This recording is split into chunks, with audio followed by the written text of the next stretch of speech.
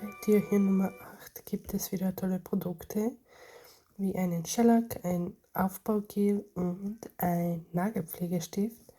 Beim Shellac war ein Lavendelton dabei, ein sehr schöner warmer sommerlicher Ton, ein Nagelpflegestift, der wunderschön riecht und ein Aufbaugel, das Tixotrop ist.